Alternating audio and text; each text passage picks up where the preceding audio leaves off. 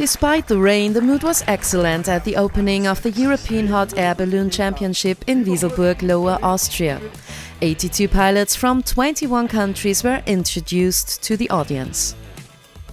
The opening ceremony is always special at European Championships, World Championships and the World Air Games because the pilots are introduced personally. They then have to take an oath to the sporting code of the FAI, which is the world governing body. I promise that we shall take part in these European Championships, respecting and abiding by the rules that govern them.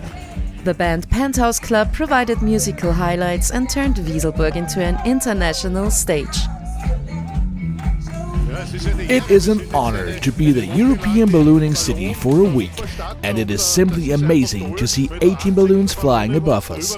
The weather is not ideal, but as I said, it only lasts a week, and ballooning means adapting to weather conditions. Well,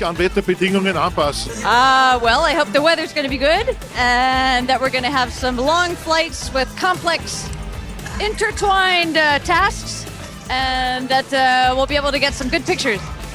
However, being dependent on the weather is nothing unusual for a balloon pilot. The 82 teams with around 400 participants gathered in the Wieselburg Hall for a short briefing in which all information and rules were communicated. The team spirit and friendships were evident in the mutual applause. I believe that the 82 participants who ultimately came are all highly motivated. Everyone wants to win, no question, but you can tell that there's a lot of fun and friendship among them. Of course, once they are in the air, it's business as usual and everyone wants to win. After the daily tasks for the first flight had been set, the participants set about planning their strategy. Each team prepared on its own way.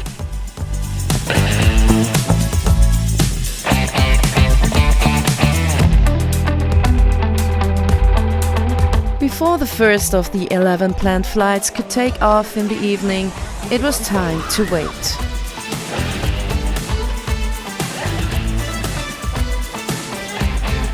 Then suddenly everything happened very quickly.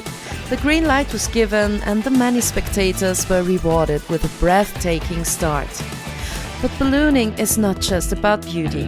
Depending on the task, the crews have to travel to specified destinations, drop markers, or demonstrate their navigation skills.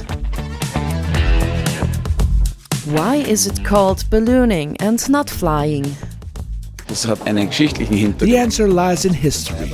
In 1783, aviation began in Paris with the very first hot air balloon journey. The terminology was derived from fahren. On the water, everything floats, but a ship doesn't float across the ocean, it sails. The idea is similar to ships because of us, ballooning is also about buoyancy and displacement. Speaking of lift, when balloonists talk about good thermals, they actually mean the absence of them.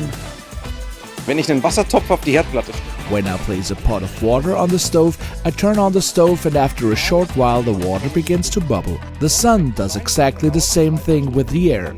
The sun begins to shine and after 2 or 3 hours the air begins to bubble. Then points on the ground heat up.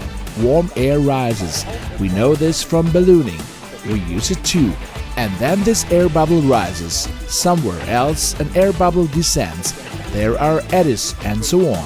And in the early morning and evening there are no thermals. The water pot is completely calm. This means we have very steady winds and can steer properly. The moment the bubbling starts, I can no longer steer my balloon. The glider pilot is happy because he can spiral upward, but we remain on the ground. But this competition only looks like a leisurely ride when viewed from the ground. In fact, navigation requires very precise work, good teamwork and a feel for the wind direction. Anyone who would like to experience such a launch for themselves can find up-to-date information on the locations of the respective flights on social media.